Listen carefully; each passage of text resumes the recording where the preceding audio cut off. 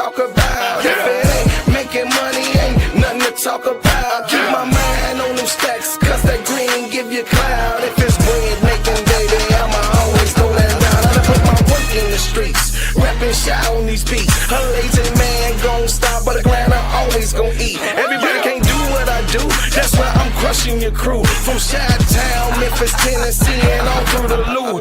I'm so fresh and so new, got a hot album too. I done came out of nowhere and I'm taking all of these suckers' juice. I keep my promo on them poles, keep that powder out my nose. I'm staying focused, man, with 1 million copies sold. Say my name. What's my name? Say my name.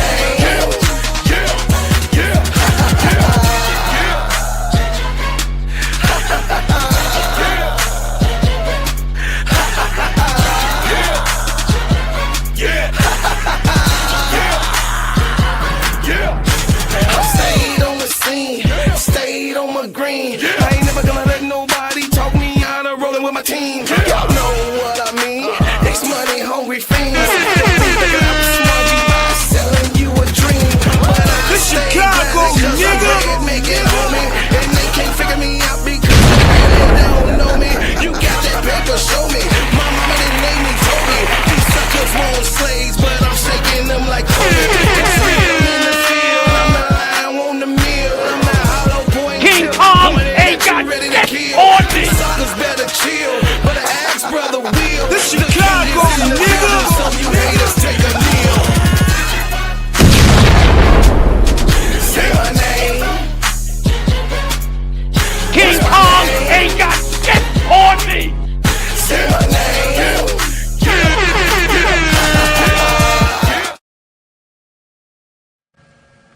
What's up, y'all? What's up, y'all? What's up, y'all? Get in here, because it's time to have a talk, a conversation. It's not really crashing out. It's just to talk about what it's going to talk about, because, of course, it's time to talk about it.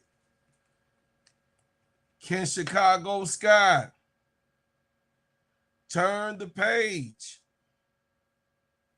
when they return after the All-Star break? Chicago Sky losing the last game by seconds. Not only that, Sydney Taylor was totally embarrassed in front of her family and friends. Not only that, they went totally away from Kamilla Cardoso in the last seconds of play. What do we have going on in this organization that we just cannot win? DiJonai Carrington, will she change the course of the day and get us over the hump? Will Skylar Diggins return or be traded by the 2nd of August, or simply sit the rest of the season out? She has done that and will do that again. Will the front office move aside to let real management, real ownership, real GMs, and real coaching come to Chicago so that the fans can get what they deserve? Because this year, we did not have an all-star in here. Bars. Lose the game in 3 seconds. To lose the game in 50 seconds. To lose the game in seconds at all is a disgrace for everyone. Red House butters and essentials. To lose a game where it was a cinch to win, I'm confused. I'm baffled. mind boggled. I'm interested to understand Tyler Marsh's mind and what he thought would be a good positioning himself in the last seconds and not pulling his people together, not even calling a review. He kept the reviews in his pocket as if he was going to take it to the next game, because we got two contested and reviews of plays by each coach. Tyler Marsh said, I need these for my next game. Tyler Marsh, Chicago is done with you. We're tired of losing. Unless this young man can turn this thing around and humble himself and actually coach and keep Skylar Diggins in the starting lineup, which gave us real production, which he's confused about. Unless he can do these things, Chicago Sky is destined to be at loss. But I know what you're thinking. DiJonai is on her way. Bars. But is DiJonai enough to get over the hump? They all are saying that DiJonai Carrington is the difference maker. I don't know, chat. But welcome to the Gingerbread Man Show. This is Steady Serving Sports ENT, an extension of Simply Ball Dropping Podcast with my main man, K-Sap. What's going on, K-Sap? What's happening with it, man? Hey, all I know is, y'all, shout out to the Full Court Trio. They gave a good show today. Shout out to the Players Club with me and my partner. You know what I'm saying? Shout out to get that off your chest. You guys showed up and showed out yesterday. You guys showed up and showed out for get that off your chest. I appreciate y'all for building that, you know what I mean, podcast from the bottom up. If you have not went over, please do me a favor and go subscribe to get that off your chest. It got its own channel. It's the replacement of the Crash Out Room. So go over there and subscribe. But here, if you would like to give a super channel or super sticker, I would be gladly and thanking you for doing so, because I appreciate everything that you guys do for me over here on this podcast. Guys, I first want to say hello to my people first in the building.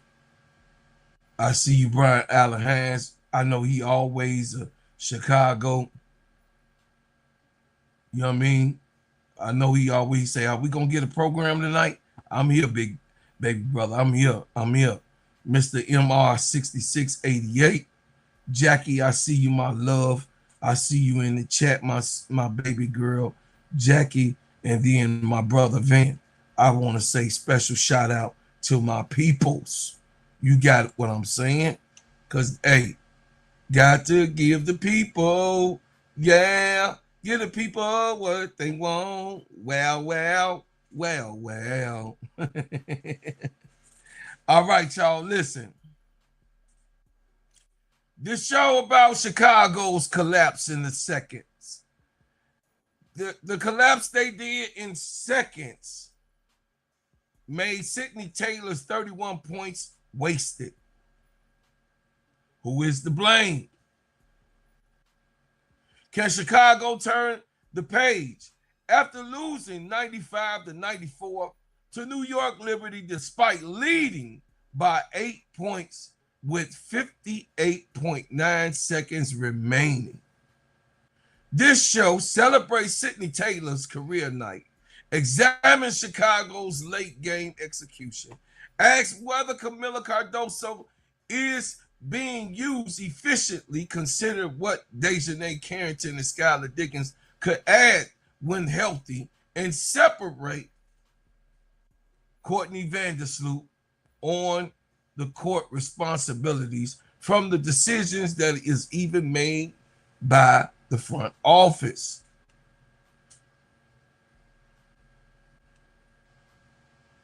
What's going on in making sure everybody's all right? What's going on in making sure your players' mindset in the last seconds is okay?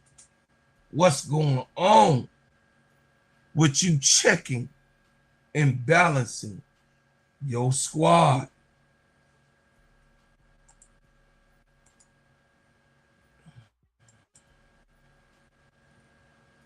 I gotta give some love to my brother. He been coming in here hot, my man.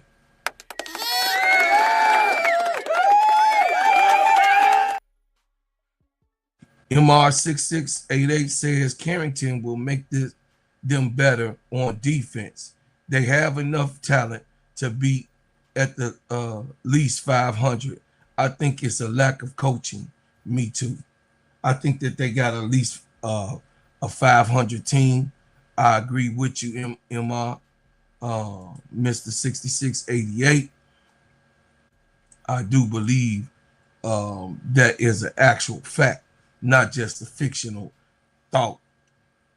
So tonight we have to talk about a Chicago, a game that the Chicago Sky had in their hands.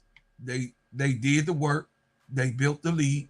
They found the rookie who could not miss. They walked into the Barclays Center against the New York Liberty and took control in the fourth quarter. And they gave themselves an 8-point cushion with less than 1 minute left. And then just like that, it was gone. The final score was New York Liberty 95, Chicago Sky 94. I can't make this shit up. But the score doesn't fully explain the pain. Chicago was ahead by 8 with 58.9 seconds left.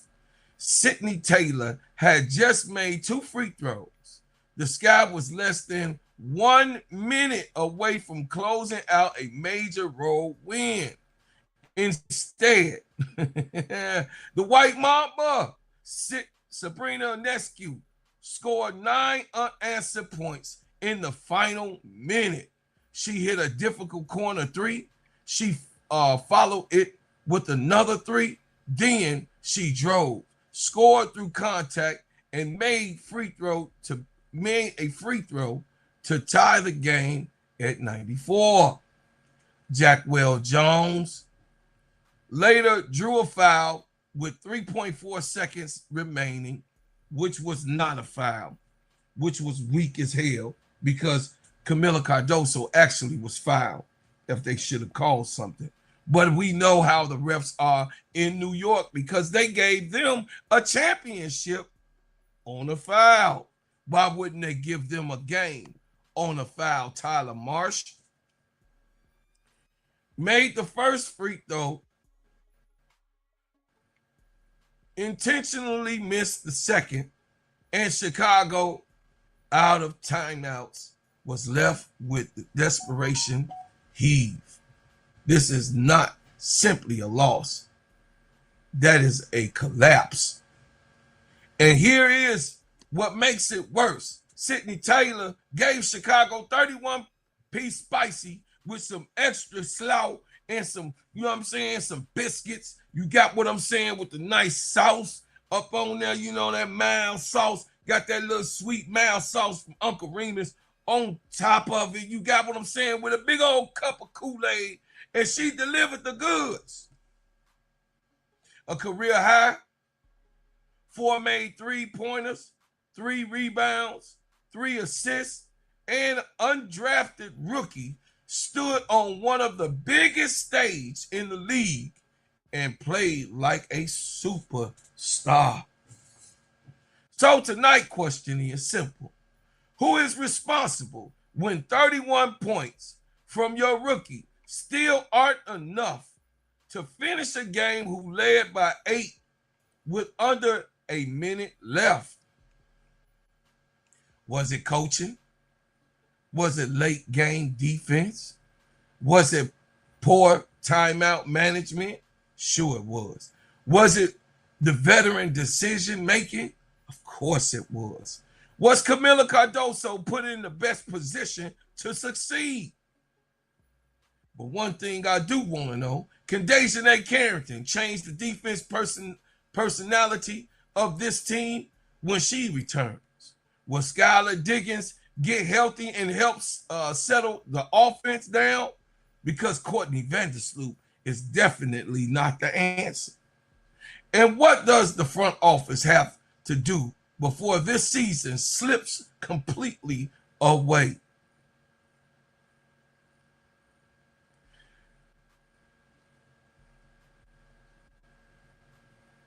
Get in the chat right now. Let me know. Type coaching, players, front office. Tell me while we on this show. Tell me coaching, players, or front office. Type that in the chat for me.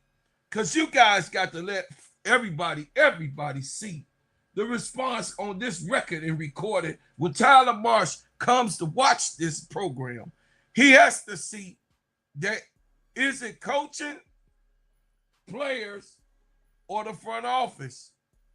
Or is it coaching in the front office?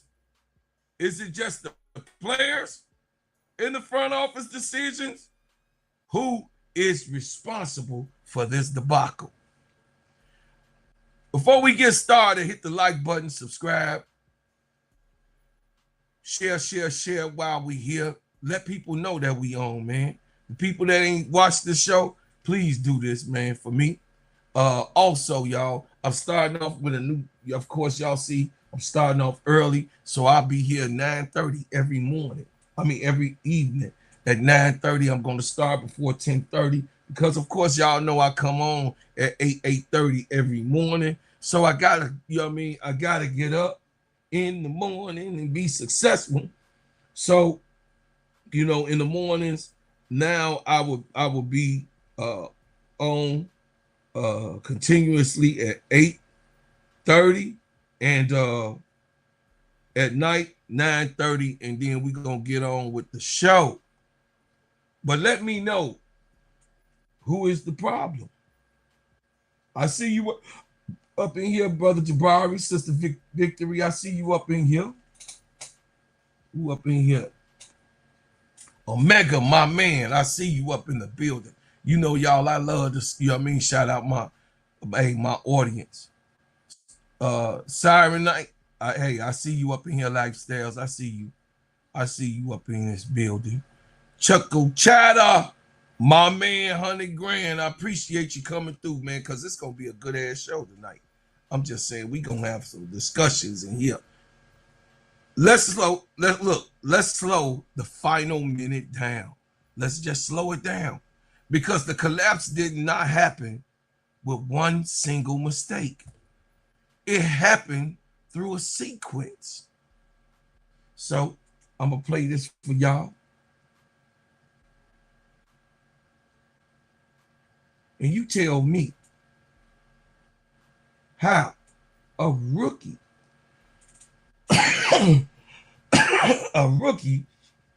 have to lead a veteran player in this magnitude, in this situation. Five threes.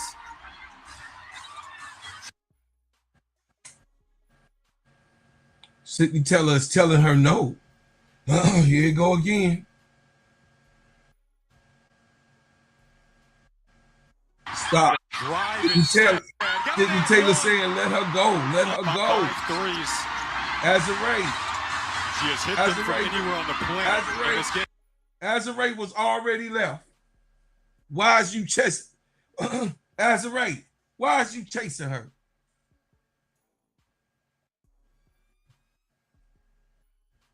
No, don't give me that stuff. I know she already feel bad because she made a stupid mistake. No, you got to know from next time. You up 94-91. You up. But Tyler Marsh could not get on the sideline and pull them on the sideline when the last time they was talking on the side. Tyler Marsh could not pull them to the side doing this free throw. Still had a chance. And pull them to the side. No. Azare, this was a rookie mistake. And the rookie, as you can see, there's the rookie. You see what the rookie's saying? She left Rebecca Allen, who is a three-point shooter who can shoot a dagger. She's telling Azare Stevens to let her go. Let her go. She like, let her go. She not even trying to play defense. Let her go, let her go, let her go. But it was already too late. She drew the contact. She was done. Look how far back Azare was. Gonna drive and She rolled her. Stupid foul. Not thinking. Not thinking. That helped kill a situation where Sydney Taylor say, damn, this got to be the dumbest girl I ever seen when it came to this. This is why she ain't win since she was in Chicago, because Candace Parker was the thinker. What's going on, P. Jones? What's going on? Candace Parker was the thinker. Not Azare, of course. She was a youngin' when they won the championship.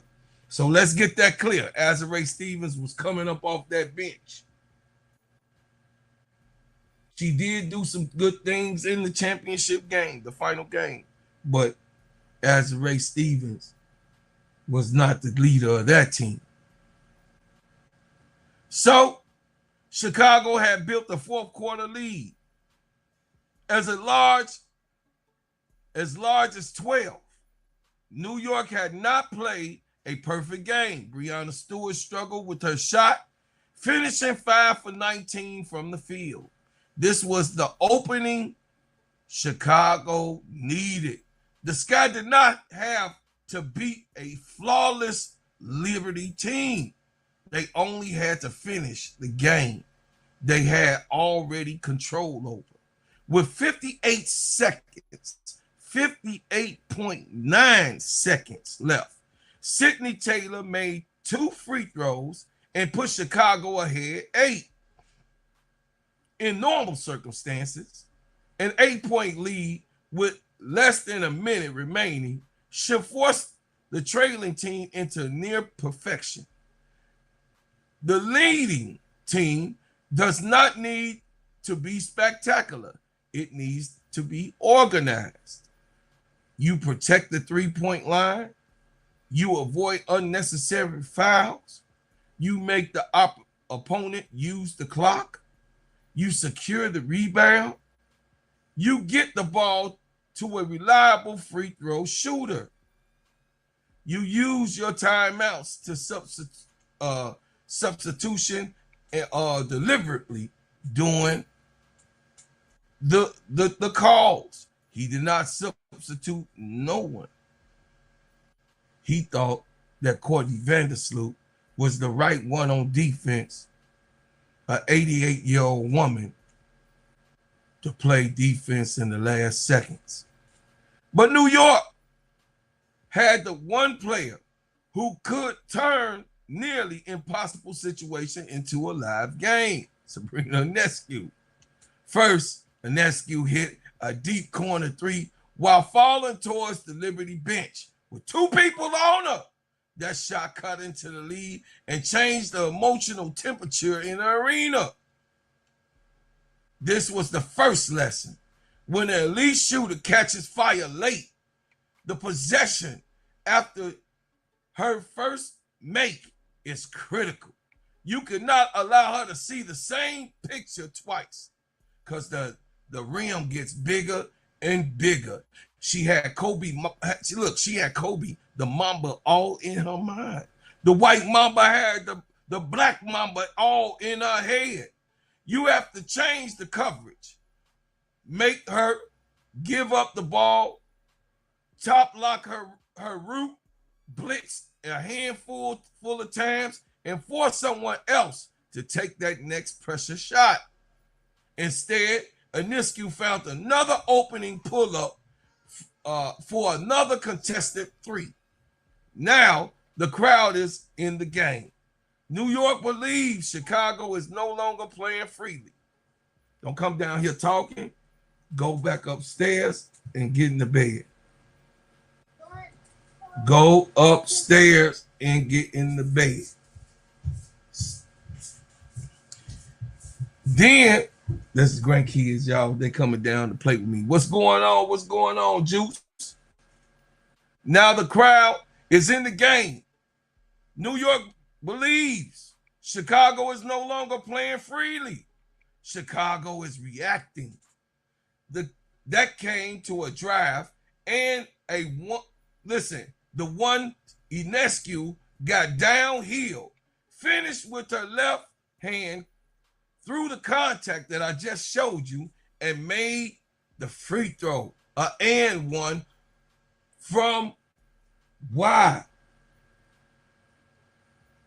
And Azare Stevens, the $1 million baby, not thinking. I'm sure this bothered Azare Stevens, and I'm sure somebody gonna send this or clip this and send it to Azare Stevens. Azare Stevens, I'm not getting down on you. It's just something that you did, that you had a mistake, that you were part of the losing factor. But your coach should have told you, just let her score. If she gets past you, just let her score. That's all Azare Stevens had to do. But Azare Stevens wanted to play defense because she was taller and wanted to force Sabrina Ionescu for a shot. But Sabrina like, no, I'm finna take this big ass girl. This is what we think as guards. Sabrina Ionescu was like, oh, you gonna put 6'6" on me? And I just knocked one of those things down, and the rim looked real big. I just knocked another one down, and now you gonna put 6'6" on me to stop me from shooting? I'm finna take her. And like the mama saw her food. She saw the barbecue chicken, and she looked her in the eyes. And Azare Stevens had no answer.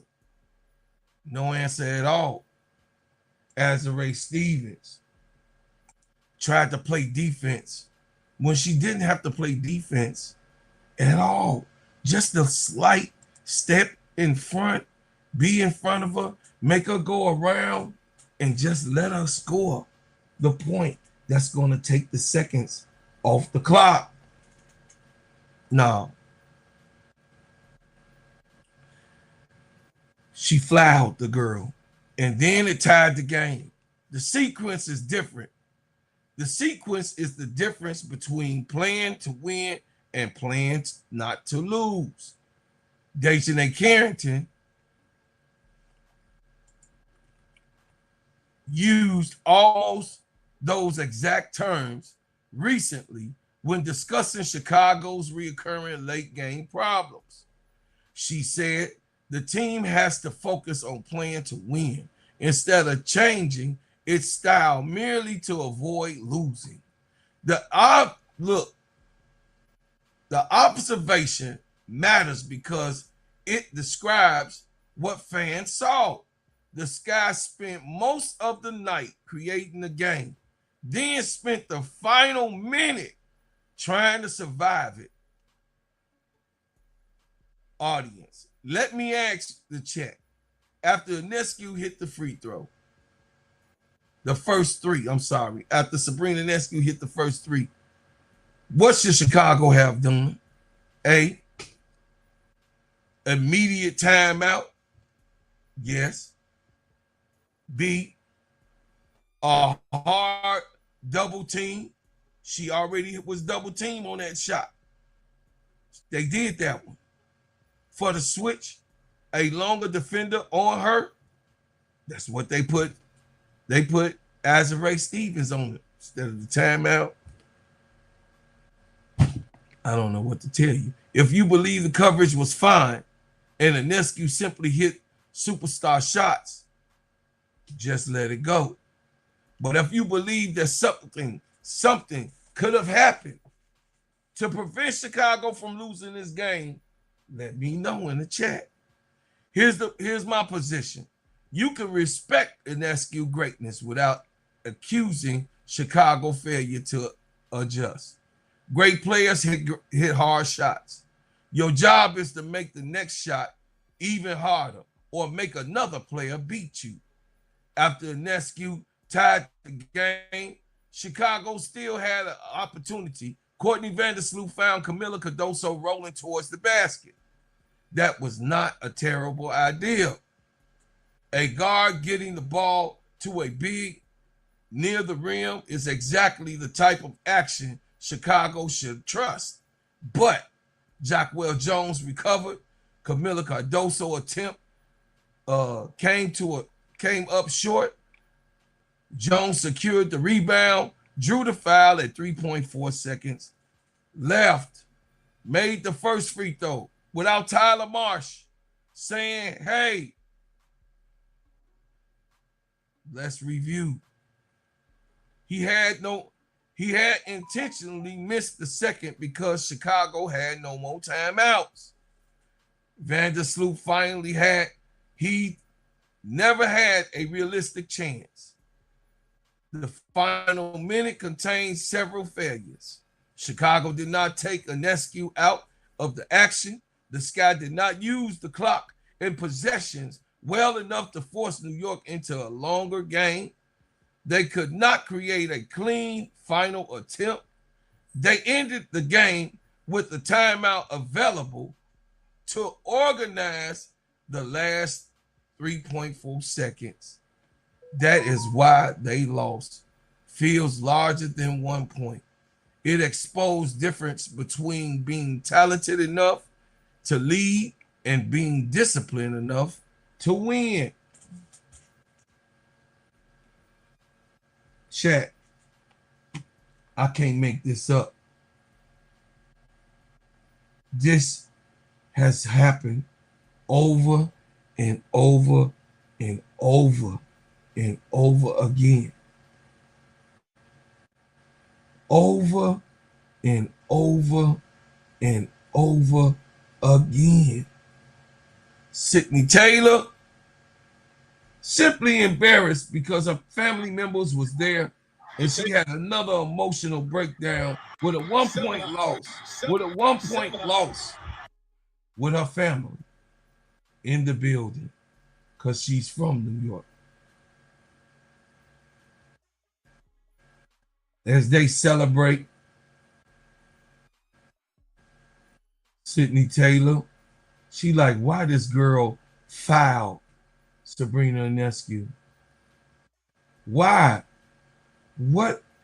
We had it in our hand. Shit. Look at them hands, the fists balled up. She's so upset. That baby, if she could slap the shit out of Azurá right then, she could have slapped the shit out of Azurá. Because Azurá Stevens did a bonehead play. This wasn't on Kamilla. Goon the shooter is definitely wrong. This was on Azurá. Because, hey, Kamilla did the best that she could. She's the one who got the record in the WNBA, 15 for 15. I wanted her to have it too. Who wouldn't want your 6'7" to have the ball at the end? But let's talk about how we got there. Don't talk about what she did. Hell, we know one of our greatest baby goats missed layups and missed a lot in her last game. But it didn't cost the game. And it wasn't a tight game in the main thing. No, the layup was not just the cause. The whole arrangement of it all. Now let's give Sydney Taylor the respect she earned, because I do not want the collapse to erase what she had accomplished. Sydney Taylor is an undrafted rookie. She did not enter the league with the marketing machine that follows the lottery pick. She did not arrive with a guaranteed minutes or guaranteed role. She had to earn her place of where she is right now in Chicago. Against New York, she scored a career high 31 points.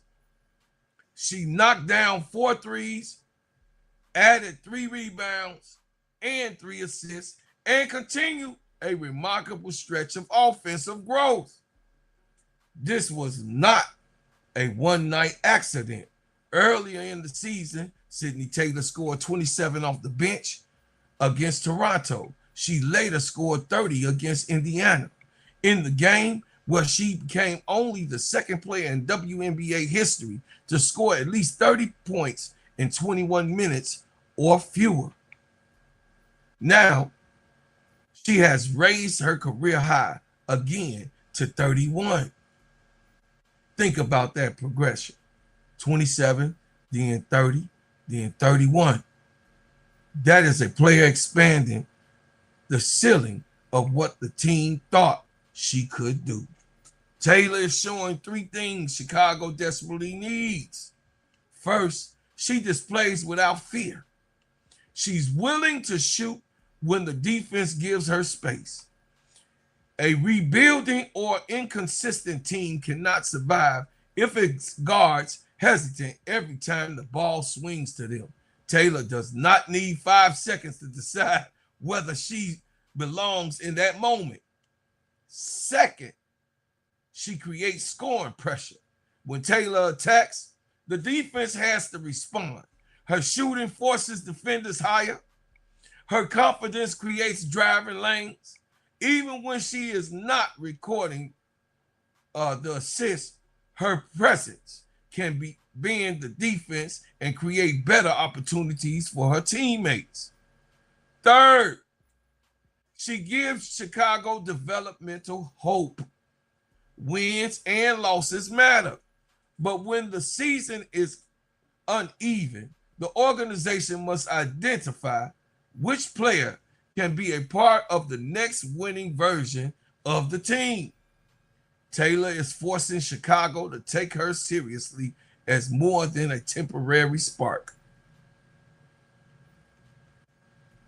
But here comes, come on, follow me, y'all. Here comes the uncomfortable part. When a rookie gives you 31 points, that performance should become a victory. Not even great individual performances guarantees a win, because basketball does not work that way, y'all. But Chicago had the individual performance and a late lead at the same time. That is what makes the results so damaging right here. Sydney, feel you. The people in this podcast that listen to me, we feel you. We understand that was not your intent. We understand that you wanted to win, but the girls that's around you don't know how to win. Sydney Taylor did her job. She created cushion. She made 3 free throws. She gave the offense life. The team failed to protect the results. And we also have to talk about what happens next. Does Chicago reward Sydney Taylor with the larger role? Does the offense become more intentional about getting her touches? Does the coaching staff build actions that free her away from the ball? Do the veterans recognize when she is the hot hand and continue to feeding her? Do Courtney Vandersloot want to get the hell out of the way and let her rookie cook? Do Tyler Marsh understand what the hell he's looking at? That Sydney Taylor should have the ultimate green light. Do he see with his eyes open who is the chief rocker on this team? A player cannot disappear if the system treats her breakout as a surprise instead of information. 31 points is information. It tells you that Taylor can handle pressure. It tells you she can score against a quality opponent or anyone, especially in New York. It tells you her confidence is rising. It tells you that the organization have found a real value in an undrafted rookie. Audience, finish the sentence, chat. Sydney Taylor should be skies for the rest of the season. Come with me. Come on. Y'all listen to Big Bro. Sydney Taylor should be skies blank for the rest of the season. Starter, 6th player, primary scorer, primary closer, building block for the organization. My answer, she should be the building block for this organization. That does not mean putting the entire franchise on the shoulders after the game. It means her development now deserves organization and priority. Give her responsibility.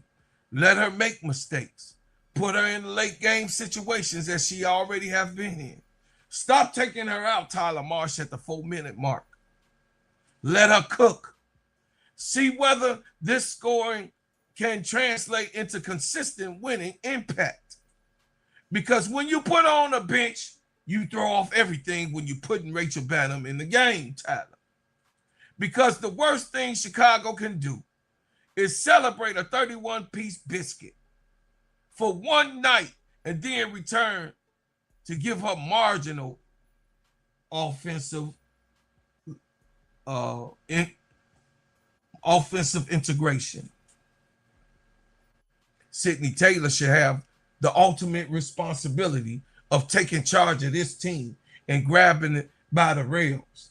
Sydney Taylor, with the type of scorer that she is, Courtney Vandersloot has to get out the way, and let her and Kamilla Cardoso cook. This is what Angel was talking about, guys. This is what Angel was saying to us, guys. Not just having great players to come here, to be able to have a winning mentality because of the loser mentality that Skylar Diggins said that the team ultimately has. Now, we're going to get to Kamilla Cardoso. Kamilla scored 10 points against New York. The final organized Chicago possession did involve her. Vandersloot found her rolling to the basket, but Jacquel Jones recovered and forced a difficult miss. So when we ask whether Cardoso is being used properly. We have to be fair. The answer cannot be throw her the ball in every possession. No, we're not talking about that type of shit. But this is what I analyze. The real question is whether Chicago consistently creates the right touches for Kamilla and the right depth touches for Kamilla against the right matchups, so Kamilla can eat and continue to go ahead and do her thing. Because we know one thing about our Kamilla Cardoso on this team, that Kamilla Cardoso is nice around the rim. She barely misses. Cardoso should not have to fight for every catch several feet away from the rim.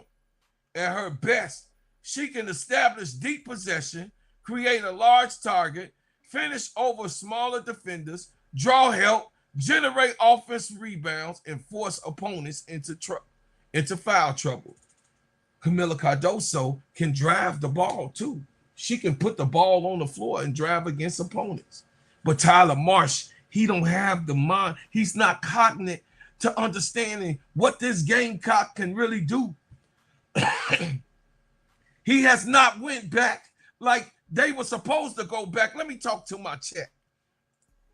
Just like they didn't go back to see what Angel, and he didn't see exactly what Angel could do until middle of the season, like 8 games. People was telling them Angel could put the ball down. Angel can put the ball down. Angel can lead the offense. Angel can put the ball down. She can shoot the ball. She can drive the ball. She can pass. She has a high IQ. We kept telling him this last year. It seems like Tyler Marsh, until the second part of the year, he's not cognizant that Kamilla Cardoso can put the ball down on the floor and drive against any big opponent. Kamilla Cardoso has that in her bag. She also can shoot. Kamilla can shoot the ball. We saw her hit the winning 3-point shot with forced by Don Staley say, shoot it, Kamilla, you can do it, shoot it. And took Rickea Jackson down in Tennessee.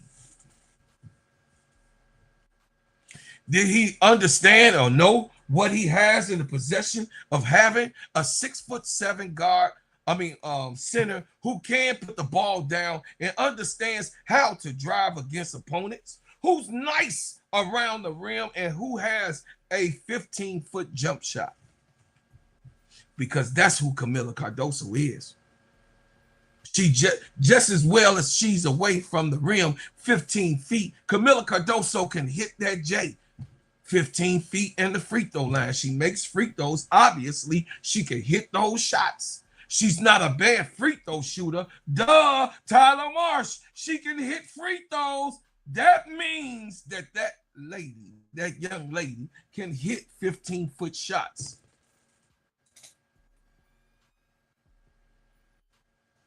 It's like we don't understand why or what this young man is thinking. Some people want to disagree with me, but I don't care what you think. It's what I fucking know. Kamilla Cardoso can shoot the ball. If she can make free throws the way she's making, and you've seen her take that side 15-footer and make it and drain it, that should always be a pick and pop. A pick in, if she can't get the roll out, step back 15, 20 feet and let her shoot the ball. But no, you're running plays with her at the top of the key, at the top of the 3-point line, and pick and roll start from there. You don't necessarily have to pick and roll with Kamilla Cardoso. She's more versatile than that. I know this young lady. What are you talking about?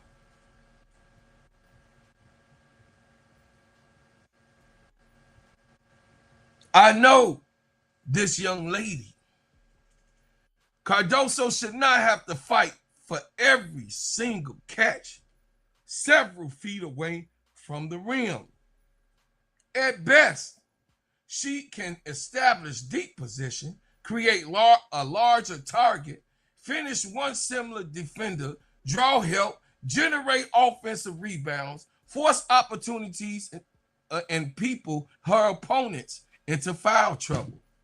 But using the post player effectively requires work from the entire offense. And he has not focused on that. He just want her to connect with Courtney Vandersloot. I can't make this shit up. I can't make this shit up. He think Courtney having the ball. Or if Courtney has the ball, or, you know,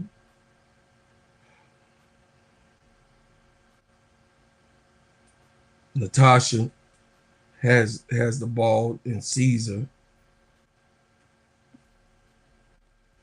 This man pisses me off, chat. But using the post players effectively requires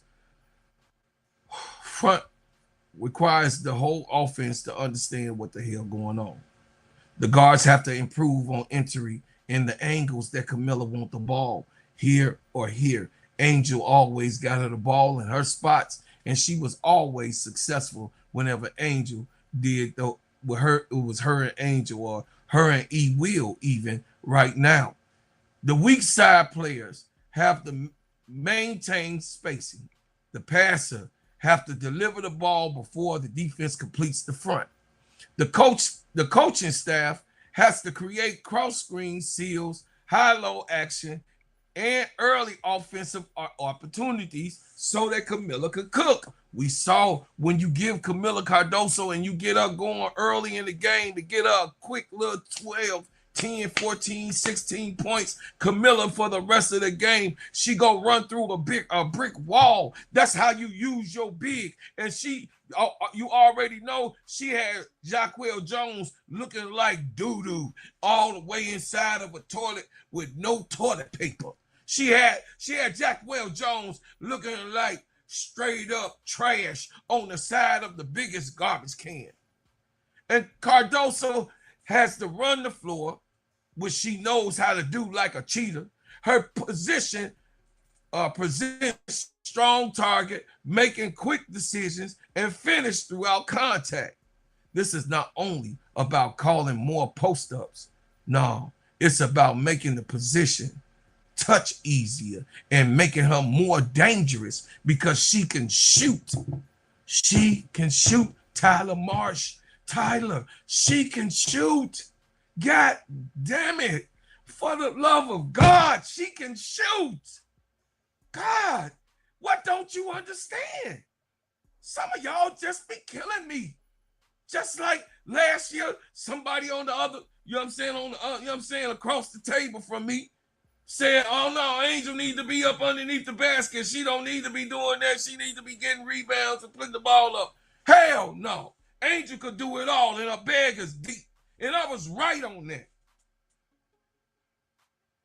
When I call a thing, just listen and understand that I've been analyzing this shit for all of my life.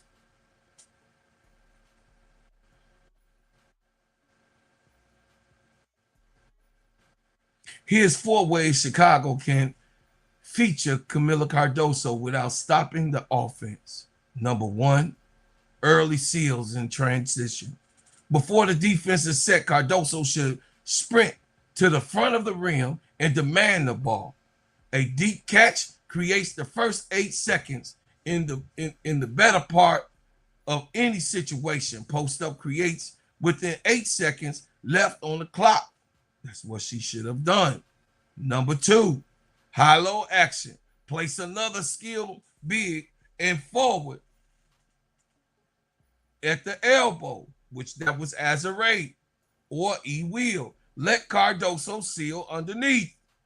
A pass from the top changes the angle and makes it harder for the defense to get in front of her.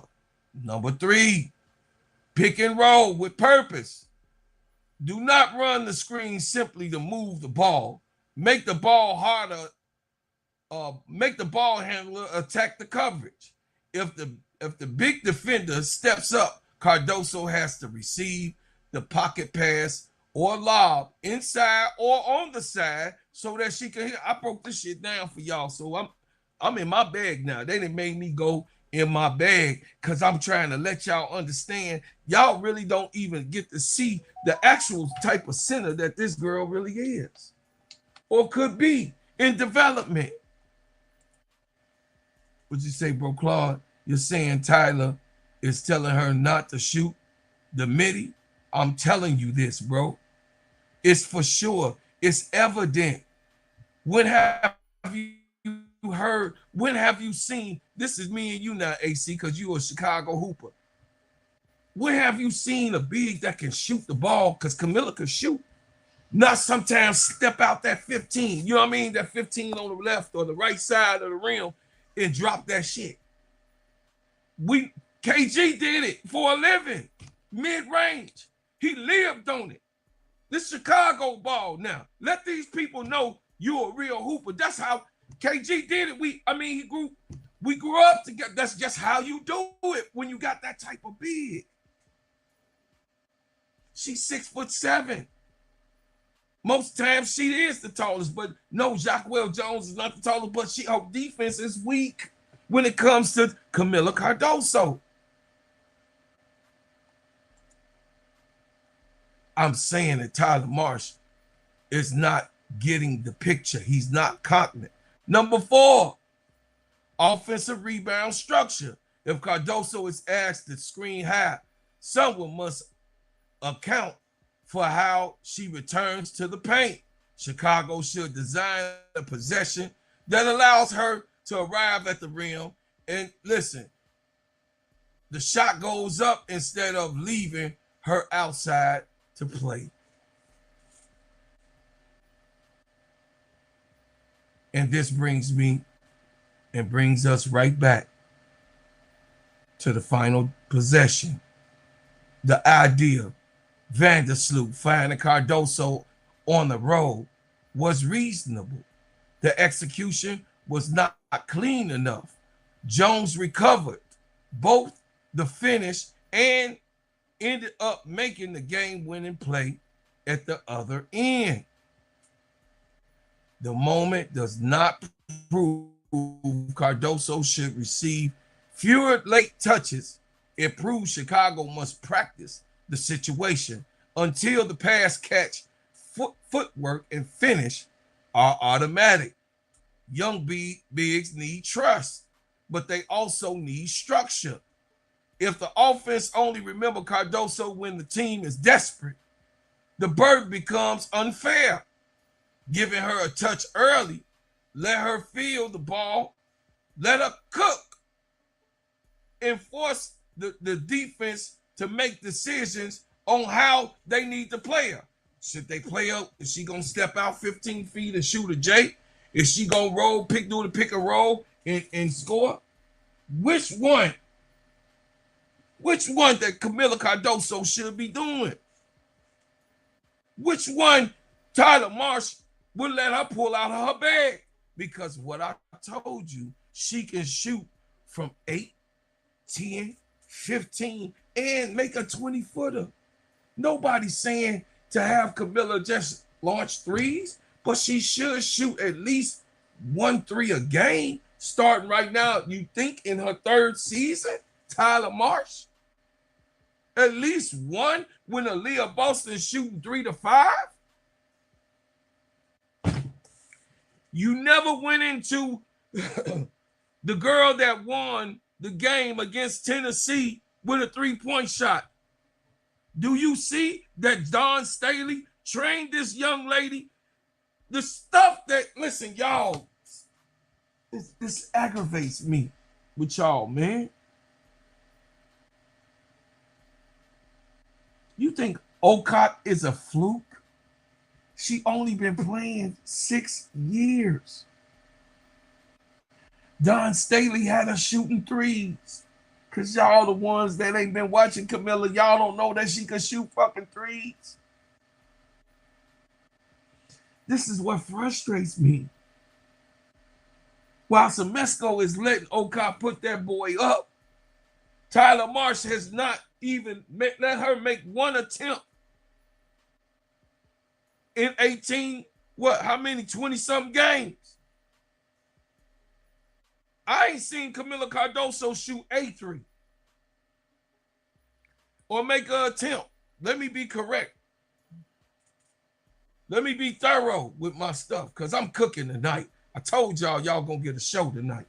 I don't know what you here for. Hit the like button and get, you know what I mean, subscribe if you ain't subscribed because I'm finna break this stuff because I'm tired.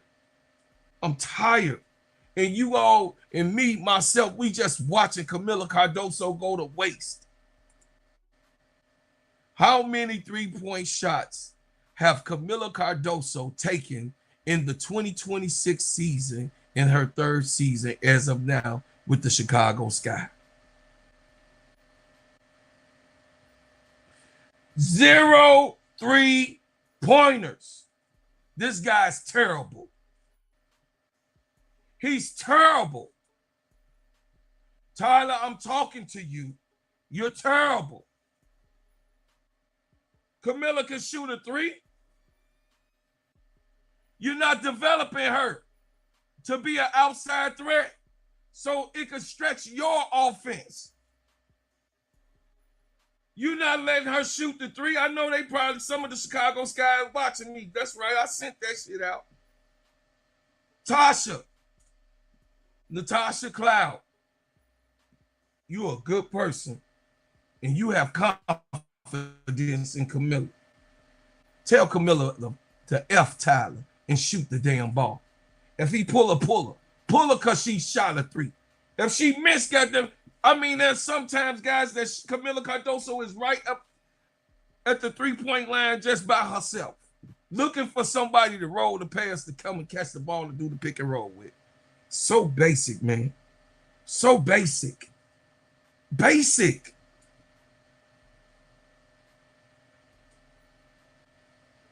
I know the old man had to be telling this man this because what I'm saying is factual, chat. It says, bro, Claude, I don't believe that I think just like Angel, Kamilla thinks she can overpower a player. So why take the midi? That's what Kamilla is thinking. Angel still doesn't take the midi when she can.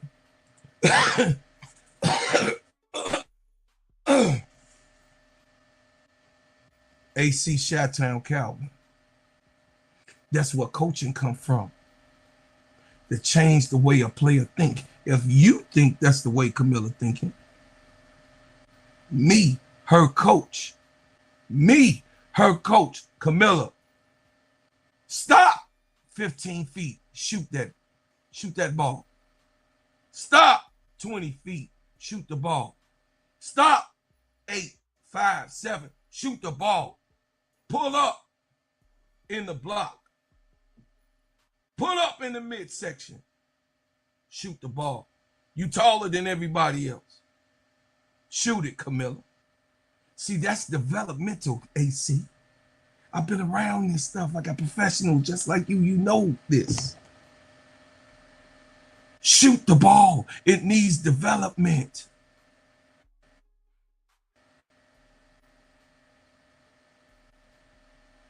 She took none.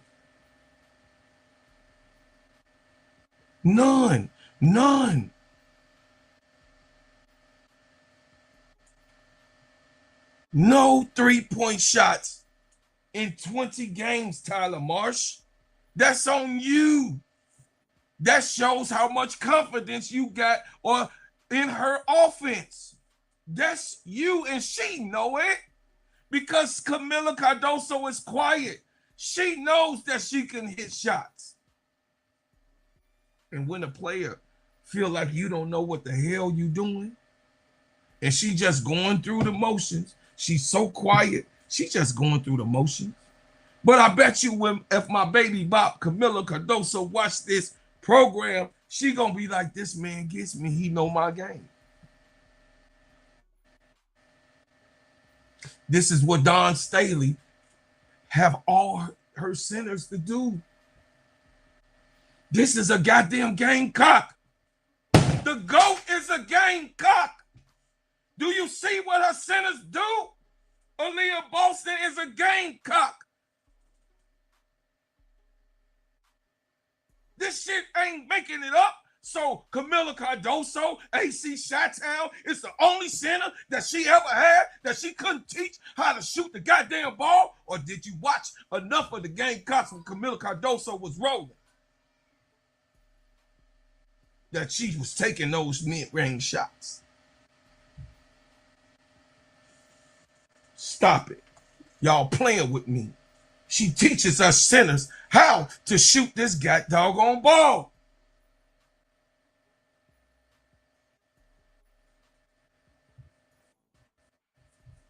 Because the reason he says, bro, Claude, here's a challenge. Bro, Claude, how do you know they don't tell her to shoot? Some players will practice these shots all day, but aren't comfortable shooting it during the game. How do I know, AC Chi-Town, Calvin? Because when a player is wide open and she's taken them before, she's been open many, many other times. But she's looked to pass. She has confidence. She knows she can hit the shot. I disagree with your pushback. I disagree with your pushback because Kamilla could hit those shots. It says, bro, Claude, you're right. It is coaching. Angel only took three middles this season, but she has taken more threes than ever. That tells me that Carl is doing for Angel what Tyler wasn't able to give or do for Angel. That's right. He telling her to stop. It's a mind thing. Stop. Stop right there, Kamilla. Shoot. You have to practice it. You have to practice it.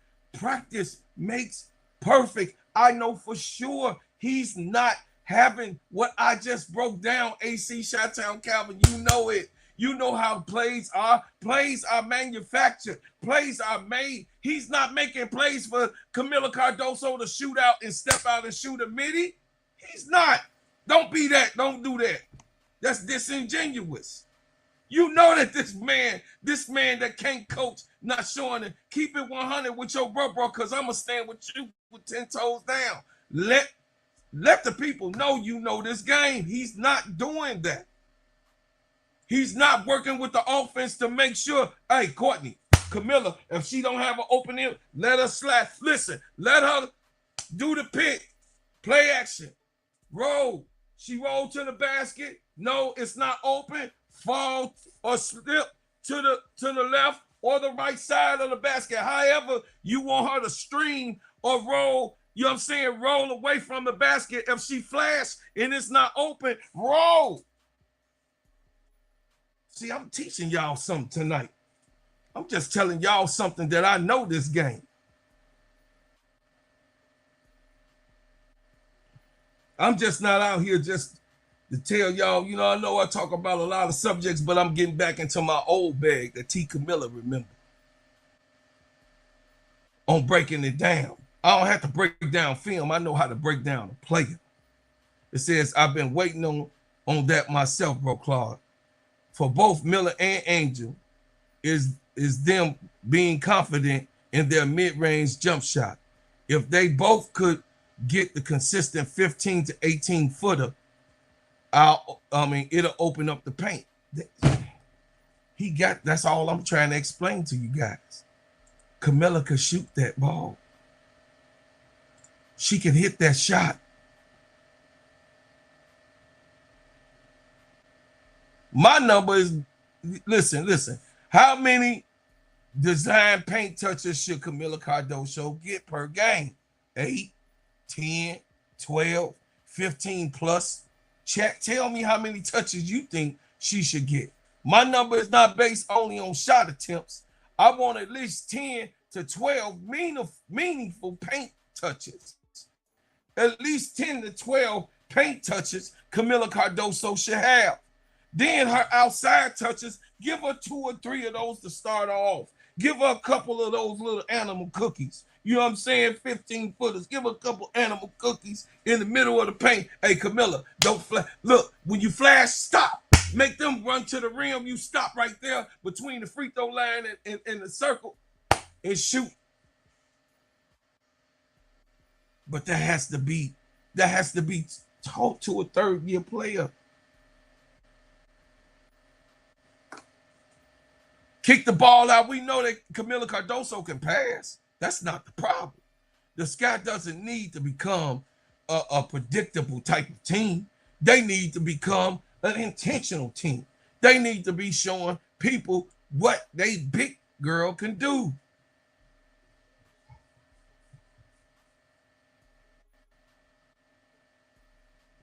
They need to understand what is going on.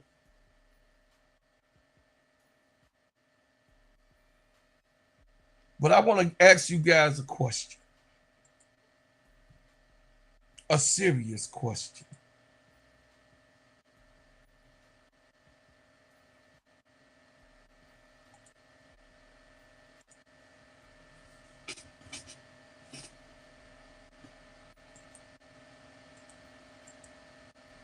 Will this girl change it?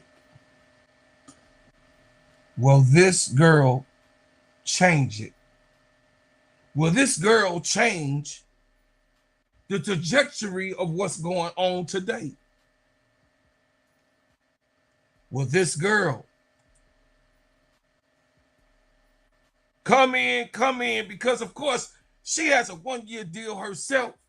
But so she has to come back and showcase her talent to go and get the next contract that she is allowed, to go ahead and showcase for her next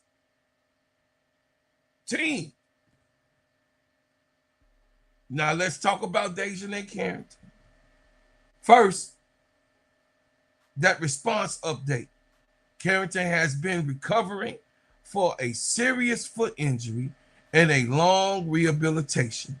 She has not made her season debut at the time of this game. Recent reports indicate that she was practicing and participating in more live drills this week, playing full court after practice and moving closer to a possible return. But unless the team announces her firm date, we should not pretend the return is guaranteed on a particular date right now.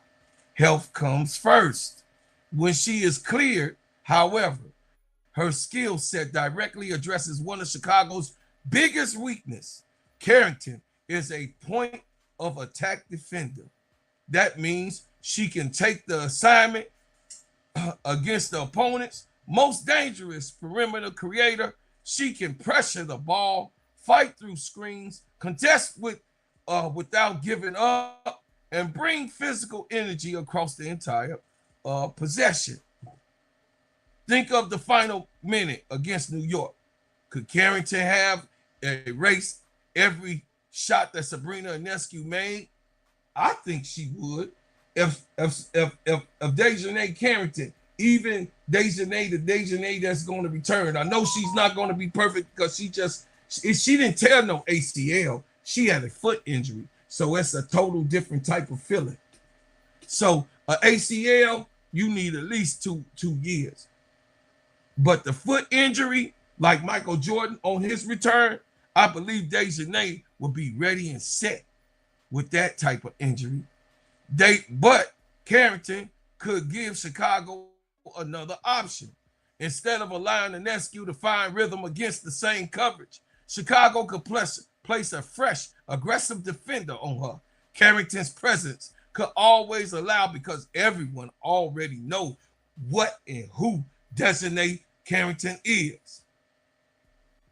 Y'all know, seatbelt. Oh, yeah, we know who she is. Seatbelt. Yeah. Instead of allowing Ionescu to do what she do, we know that DiJonai will change the events. Carrington cannot save the season by herself. Everyone has to interact. She has said that Chicago's late game issues It's partly mental. The team stops playing the basketball that built the league and begins playing not to lose. That is powerful diagnosis. But the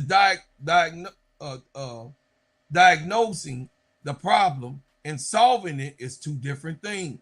For Carrington to make a real difference, the entire rotation must adopt the same standard. Guard the first action with the relax on the second, finish the possession with the rebound, communicate every screen, know the foul situation, keep attacking offensively instead of draining the clock without a purpose. Trust the game plan after the opponent makes a difficult shot. Carrington can rise to the temperature. That's right, when it comes to putting pressure on somebody like Sabrina Ionescu, who thrives and thought it was funny after the last shot that went up by the Loch Ness Monster, Jack Bell Jones, and shooed the Chicago Sky off of her court. She cannot be the only player to bring this heat. There's also participants that has to also be issued. A player return after a 10-month recovery may need time to rediscover timing and confidence. The first game back might not look like Pete Carrington. The second might not either. Fans should measure progress without demand that she is immediately repaired and ready for action. If Carrington returns healthy, who should the guard in the final minute? Let's be honest, the hottest scorer every time. Or should Chicago preserve her energy for the offense too? The type of lockdown queen she is, don't we want her to be the one to be assigned to the best perimeter scorer? The type of balance, don't we want her to be in a flexible role that she can also shoot the ball because we know that she could shoot that thing? My answer is the lockdown queen has to be let go, especially late, even in her first, second, third, fourth, fifth, or the continue of the season, because DiJonai Carrington is a dog. Nene is a dog. I'm not worried at all what DiJonai Carrington will bring to the table. That's also one of my favorite people that, like Angel said, to even play basketball because she locks you down. She's a seatbelt queen, just like my baby Raven. Chicago signed her an Angel. Chicago signed her for speed, defense, versatility, competitive edge. Those qualities matters most on one stop of can be decided of a decision,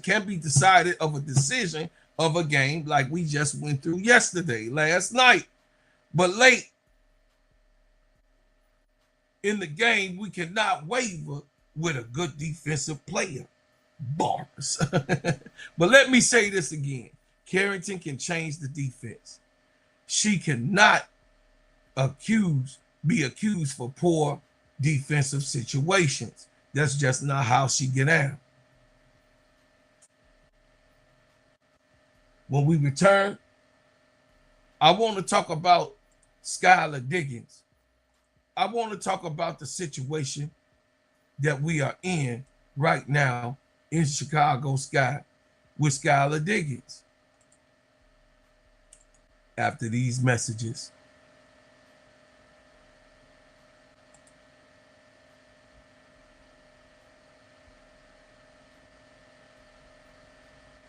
Bread House Butters and Essentials keeps my skin looking good and smelling good.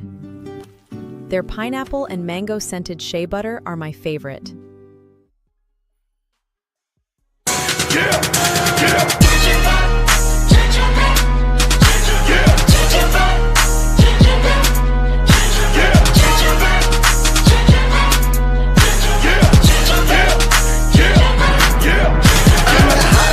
Soldier that the streets talk about. If it ain't making money, ain't nothing to talk about. Keep my Yeah, man. So we gonna talk about Skylar, y'all. I gotta go on here and do this thing. This ain't get it off my chest, but I'm getting it off my chest. Skylar Diggins is another major part of the conversation. The 7-time All-Star signed to Chicago to bring elite experience, playmaking speed, and shot creation. She has been out since July the 3rd with a knee injury.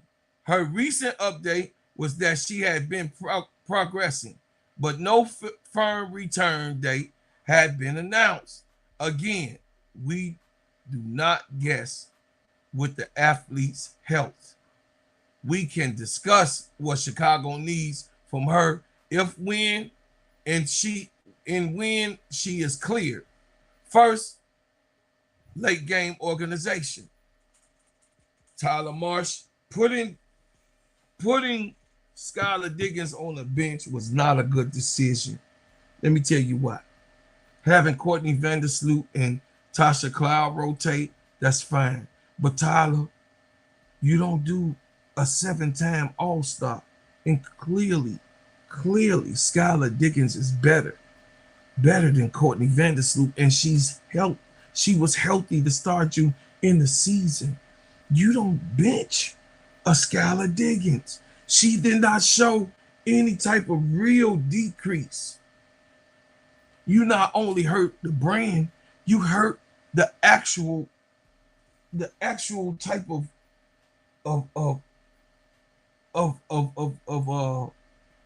relationship that you had with her. Cause she know you not 100 when you do those type of things. The Sky needs a guard who understands how to manage pace without becoming passive. There's a difference between slowing the game down and allowing the offense to die. A veteran floor leader, a general, as I always call them, must recognize when to use the clock, when to attack, and when to match up to target. Second, third, fourth shot creations. When a possession breaks down, Chicago needs someone who can get into the paint and create a clear, clean pull-up. That's Kamilla Cardoso or Skylar. Either one can take it. When the center rolls, I'm just telling y'all.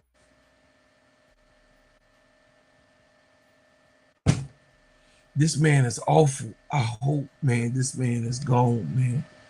It means having a reliable option when the first play takes place. Third, emotional accountability. Early this season, Diggins publicly challenged what she viewed as losing mentality. Those comments created controversy, but the basic demand, professionally, urgency, and accountability connects directly to the game like this one. This is what she was talking about. Ask Tyler how he handles a 58.9 second game. A 58.9 second game with an 8-point lead.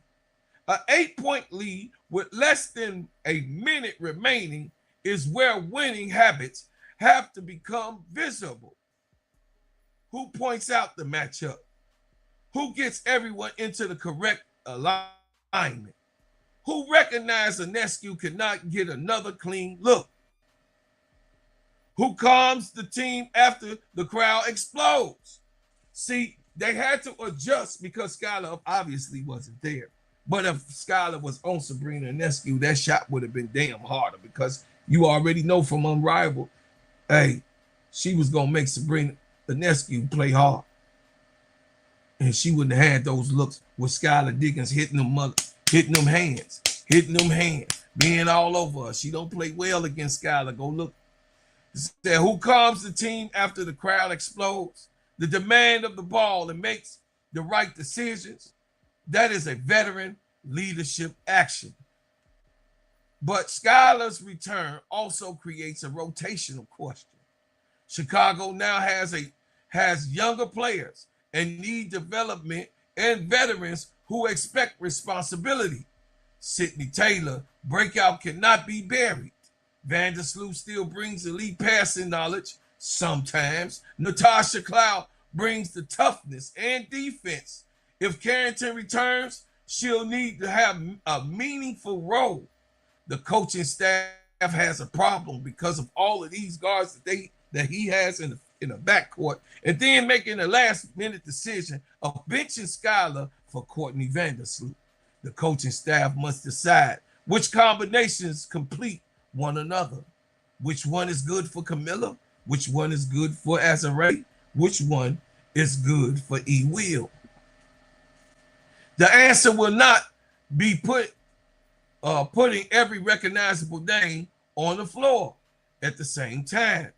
A good closer lineup requires balance, at least one dependent upon the organization, and a real organizer on the court.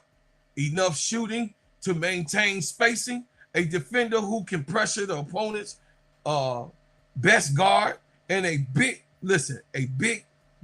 person who can protect the ball and give it to the center to finish at the rim. A player who can create a shot off the dribble when necessary and break down offenses. The coach or the coaches as a secondary should build several closing groups in different situations. One lineup protecting the lead, one lineup chasing points, one switch in defense, one switch and maximizes itself on offense, one getting the ball to Sydney Taylor when she's hot. Audience, if everyone here is healthy and Chicago needs a basket, who should have the ball? Y'all tell me. Should it be Sydney Taylor? That's who I think should have the ball first. Skylar Diggins, Courtney Vandersloot as a passer to Kamilla Cardoso, Kamilla Cardoso on the block. Put one of the ones of those four who you say should have the ball. And when DiJonai Carrington comes back, because we know she takes those threes uncontested or contested, she has the heart, because a dog like her is going to always be able to shoot and make those type of shots. My answer depends on one night against New York. It should have continued to go through Taylor's gravity.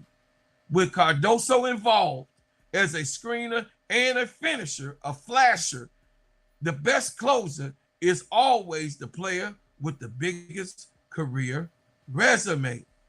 Sometimes it's the player who owns the particular game. If you hot, you hot. Get a ball to him. This part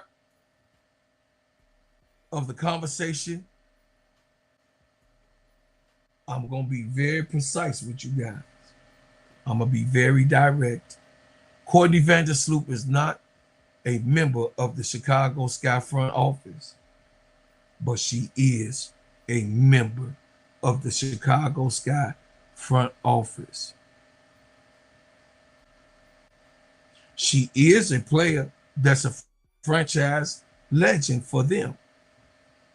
Not for us, but for them.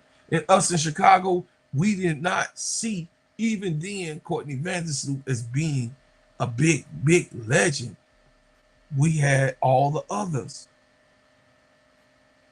We had Kyle, we had Candace, we had, you know what I mean? We had Curly. We had others that overshined and outshined her at the time, even though we did have Azare Stevens and, of course, Dana Evans. Those were bench players. Diamonds the Shields. Those were players that we just had in our repertoire. Scores. It's all-time leader in assists. A two-time WNBA champion and one of the best passers in the league has ever seen. So circumstances of Vandersloot should focus on her court role and performance. Criticism and roster construction, contracts, staffing, and long-term direction belongs to the general manager, Jeff Pagliosha, who should be fired after this season. God damn, Michael Alton. An organizational decision must be made. Those are separate conversations. Against New York, Vandersloot scored 14 points. She made the pass to Cardoso, which we all wanted, on the organized possession that Kamilla was going to get the ball. She also took a desperation heave after Jones' intentional miss of the game. I don't think it was intentional as much, but it just looked like she wanted to beat us by 1 point, and they was laughing, man. So when I say intentional, I think that she missed on purpose. She shot the ball without a care. It would be unfair to describe the entire loss as one of the veterans' fault, but it's part of the veterans' fault. Who is the primary ball handler? Courtney Vandersloot. Who calls the late action? Courtney Vandersloot. Who receives the inbound? Courtney Vandersloot. Who the first scoring off option? Who is responsible for getting Taylor the ball when she has 31 points? Who makes the defense adjustment after Nescu first three? Those questions involve players and coaches. Vandersloot greatness that they claim that she has always been in their own vision, in the way that they see her. She manipulates defenders and create opportunities for Kamilla this year. She has since she's been back. She has not been terrible, but she has had times in games where she could not perform. And last night was a few blow blasts that I could just call off the top of my dome. When Estier took her to the cup and scored on her. The goal should not be force her into, an exact position as a starter to carry this team right now in 2026, Tyler Marsh. God damn. But you got your head so far up Jeff Pagliosha's butt that you know that this lady should not be starting for the Chicago Sky.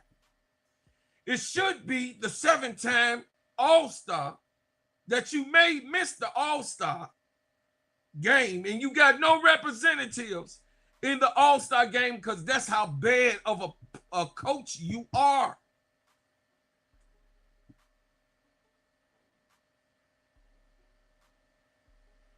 That's how bad of a coach you have been. Chicago entered the game 9-17 and left the game 9-18. The organization has talent, but the pieces have not consistently formed as a coherent identity. Injuries have had major roles. We lost Rickea Jackson in the beginning of the year, and I told y'all the way she was playing, she was going to be at the All-Star game this year. Carrington has not debuted as of yet, and Diggins has been out. Vandersloot has returned from a major injury, causing lineup changes and difficult decisions made by Tyler Marsh. But injuries cannot answer every question. The front office still must elevate, which they have failure to do over the last 4 years of us watching this shit. Does this roster have enough shooting? Cardoso needs space. Taylor needs driving lanes. Every creator benefits when the defense cannot pack the paint. Does this team have enough healthy two-way wings? The lineup cannot depend on the returning player to take every difficult perimeter assignment. Does this roster fit the coach's preferred style? If Tyler Marsh wants pace, switching, and aggressive pressure, and the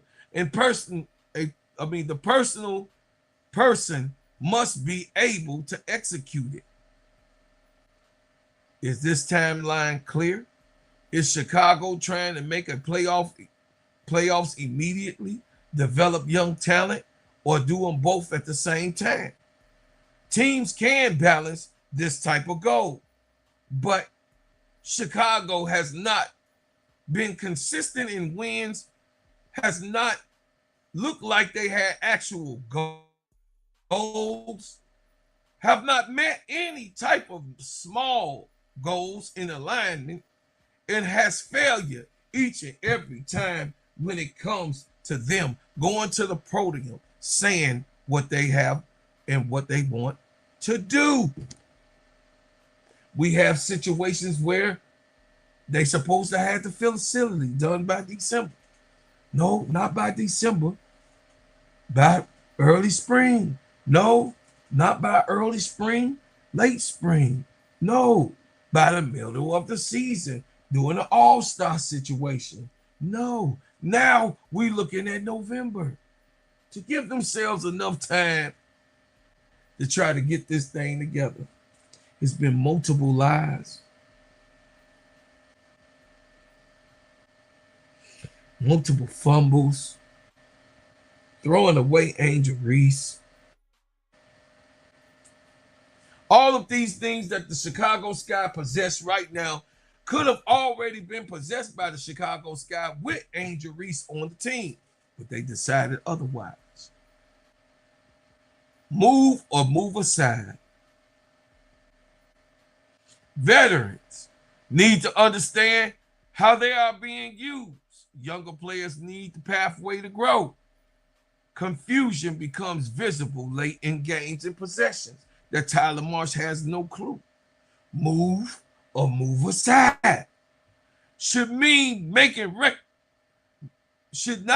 making reckless trades after emotional loss. It should mean make decisive elevations. Move or move on. If a player fits and declines a role,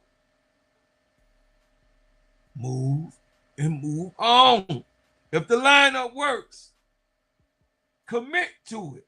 Sidney Taylor, move. The roster lacks shooting. The roster lacks depth. Move or move on. The teacher needs to be taught. The defenders need to defend. And the coaches, with the teachers, the veterans, need to have their script together. Move or move on.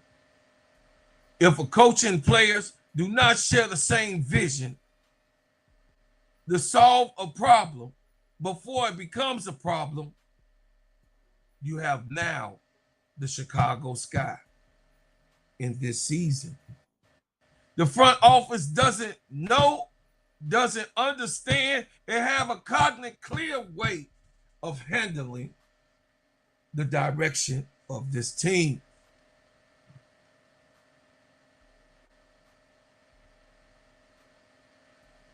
Can Chicago turn the page? More after these messages. Bread House Butters and Essentials keeps my skin looking good and smelling good. Their pineapple and mango scented shea butter are my favorite.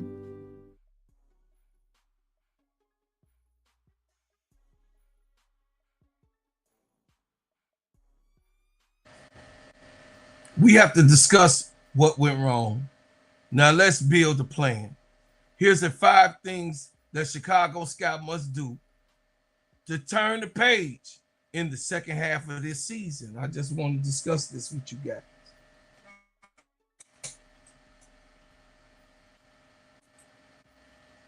Yeah, I saw them. I know they live. They doing 72 hours. So we have to discuss what went wrong. Now let's build the plan. Here's 5 things that Chicago Sky must do to turn the page in the second half of this season. Establishing a closing identity. Every player should know the difficult closing lineup and the situation specifically in different alternatives. The final 5 minutes cannot feel like an experiment every single night like we've been going through. Chicago should have a lead protection lineup, a scoring lineup, a switching lineup, and after a timeout offensive package, the team should rehearse the situations in game level and pressure of what they've been going through. Elevate Sydney Taylor's role. Taylor has earned more than applause. She has earned the responsibility. Run actions for her. Use movement to create space for her. Let her handle late possessions. Give the ball and put it in her hands. Track her defense adjustments. Her 31-point night should influence a plan moving forward. Do not measure Cardoso involvement only on shot attempts. Measure it on deep catches, rolls, offensive rebounding, second chance shots, foul drawing, possessions, and also shooting the mid-range shot.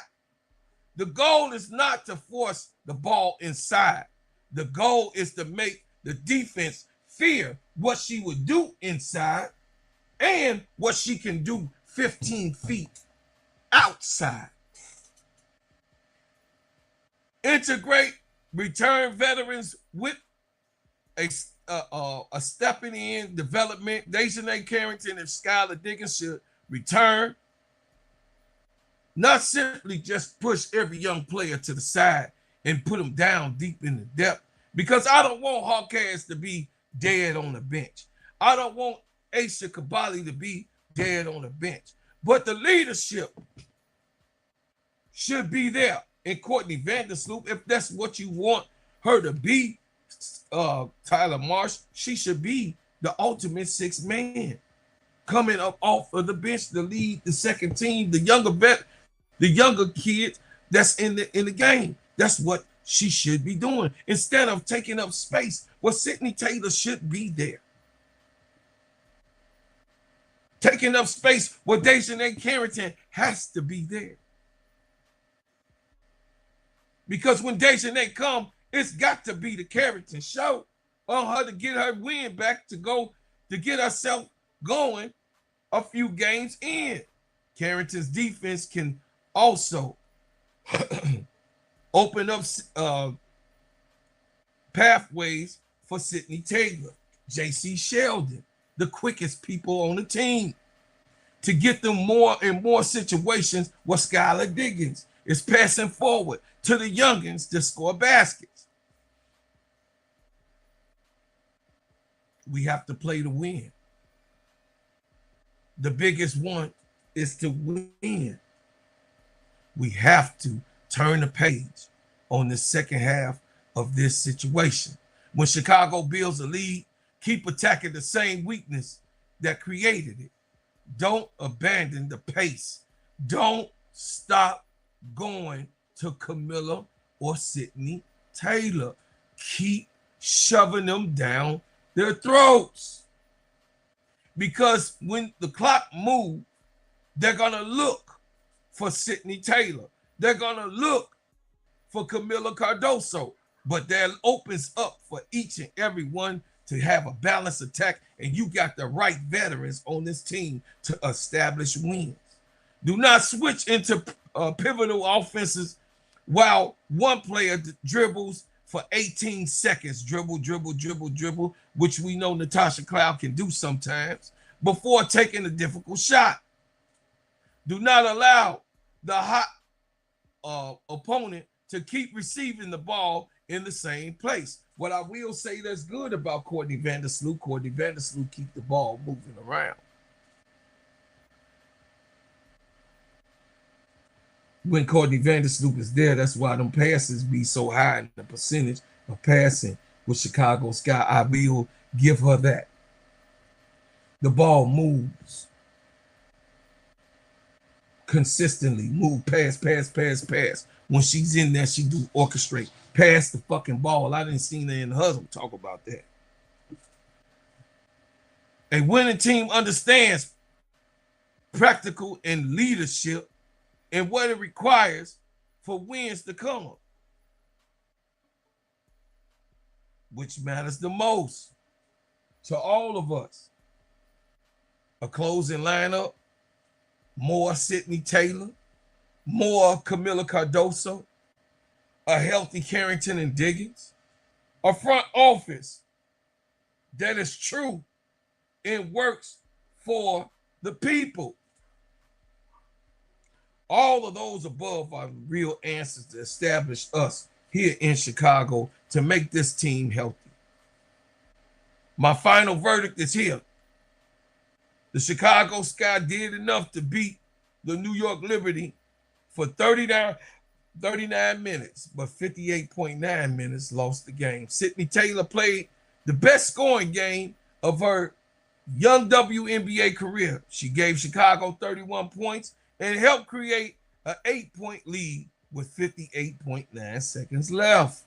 Kamilla Cardoso remained an important interior option, but Chicago still must become more consistent and intentional about how it creates her those touches. Courtney Vandersloot is the franchise legend that they so-called say that they want to put responsibility on. Remains, to see if she's even capable of keeping up with guards. And you have to consider, as Angel said, her age. Damn, what is it? These people don't want to win. With having an older player in the mix with these youngins. Damn. DiJonai Carrington, I'm not saying get rid of Courtney Vandersloot. And when Courtney Vandersloot hit this, I'm not saying get away from her. I'm saying use her in her best qualities. I'm not gonna hate on Courtney Vandersloot as she always hate on Angel. I'm not gonna give her no props because I'm not impressed.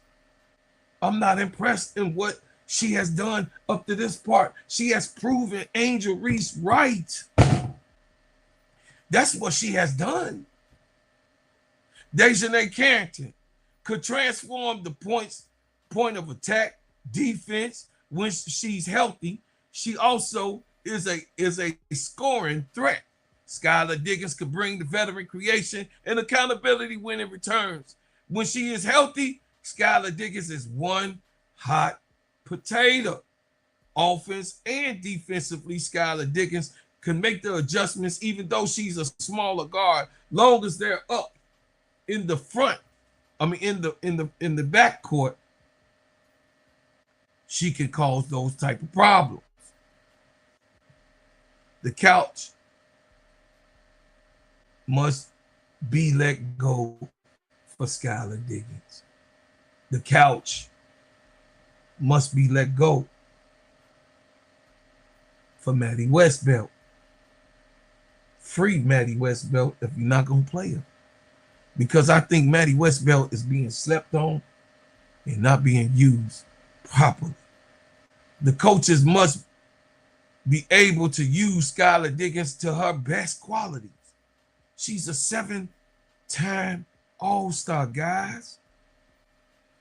Coaches must know who is the late game closer and who is their elite players. At this point in the mid-season, he must know who is the one that's going to execute and get it done. But now we still right now shaking our hands trying to figure out who he's going to try to depend on in the middle of the goddamn season. The front office must just sell the team.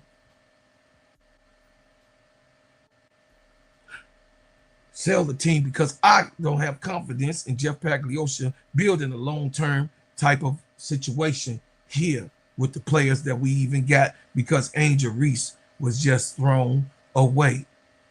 Kennedy Carter, understandably, was not re-signed. There's not enough responsibility to go around. But tonight, the biggest lesson that I was teaching is how the Sky does have talent. Chicago Sky has talent. And they had enough talent on that court to finish that game. But in the failure to finish, New York had a superstar who recognized the moment and attacked it. Chicago had the lead and tried to protect it. Sabrina Ionescu saw blood in the water like a shark, or the name, the White Mamba, played into the action and rescued New York. Now Chicago has a choice. This loss can become another painful injury in the season full of missed opportunities, or it can be the moment of pivot. And the team finally decides to let its leaders be the leaders and the possessions be the possessions and their stars be stars, which Chicago has had a problem with their stars just being stars. Can Chicago Sky turn the page? But turning the page requires more than just getting healthy. It requires more than just having clarity, accountability, courage, and execution. It requires knowing that Sidney Taylor has arrived on this team and you have a hot one, a superstar, a possible megastar in the making. Now the organization has to show that it knows what it's doing in the discovery. Even though we all feel that Sidney Taylor had fell upon Chicago into the lap of Jeff P. How lucky can you be to get a Sidney Taylor on a training camp contract? How lucky could you have been to get a Sidney Taylor on a training camp contract? Wow. Wow and wow.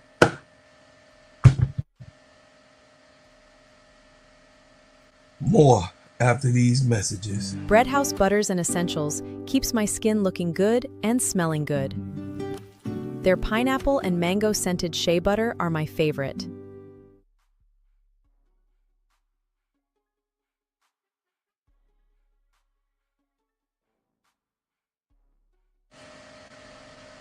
Listen, guys, I love everybody that came in, man, to the building. Y'all, you guys participating with me and doing whatever. Say, Bro Claude, let me see what you were saying. Bro Claude, Kamilla has to stay out of foul trouble. And I like you know some of those fouls be bullshit, but that's why sometimes Kamilla is sitting. Yeah, I agree, AC. So, guys, turn on your notifications every time I drop a hot banger. Like, share, and subscribe to this channel.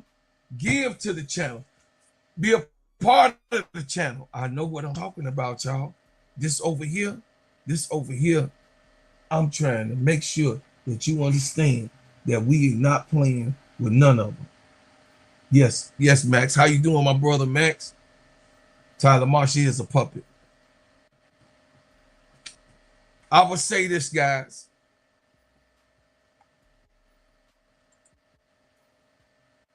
Sidney Taylor, 31 points, can't go to waste. Kamilla Cardoso career cannot go to waste. Use the 1-year contract of DiJonai Carrington, and Skylar Diggins is still here. That's what I say. But I thank you for what you've done. I thank you for what you do. And I thank you for what you will do. And as always, I leave as I came with Another banger. Yeah, y'all. Hey, shout out to my brother from another mother. Yeah, shout out to you, man. Thank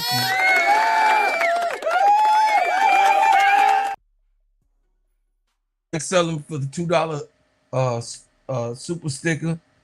Hey, free Kamilla trade is coming.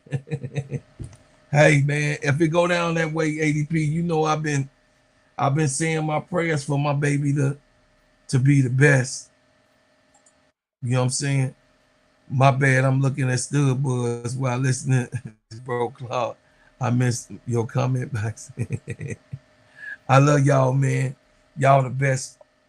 Y'all the best, man. Really is. The Stud Buzz is in town. Stud Buzz. Chicago. Hey, Chicago here, Courtney. Chicago is totally different than what you seen it when you was here. So you better not be all running around here, you know what I mean? Like your boy, I'm going to be all out in the streets, y'all, all weekend. I'm going to be streaming live. I'm also going to stream pressing my shirts. I'm going to be pressing the shirts tomorrow when they come in. My shirt, my t-shirt should be here for me to be pressing my stuff and have my shirts ready. You know what I'm saying? You know. So y'all listen, I appreciate everybody though. Like I said, man, and I'm grateful. I'll see y'all at 8 o'clock in the morning, no later than 8:30. And it's always, man, it's always a pleasure. She wins. I love you. I love you, baby sister. I don't know if you're doing a D block. Hit that D block and talk about some things that's going on. Let me see.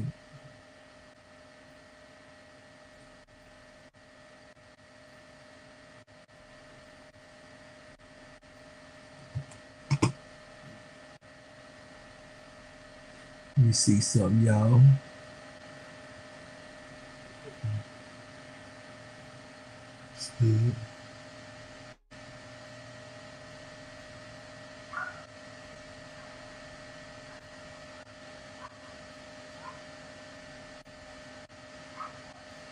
Yeah, they doing a 72-hour stream of Stud Buds.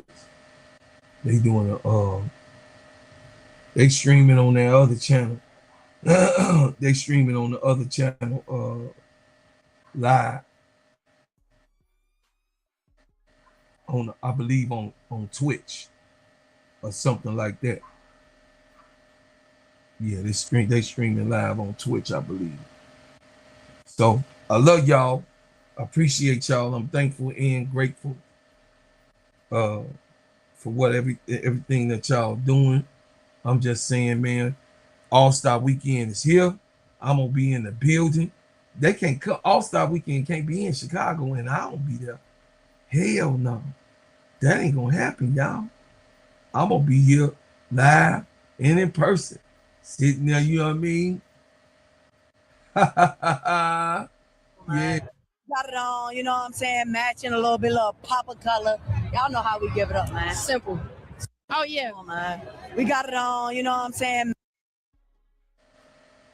Getting it sorry. Get this She's cock. sorry. You come over here and shoot. She's sorry.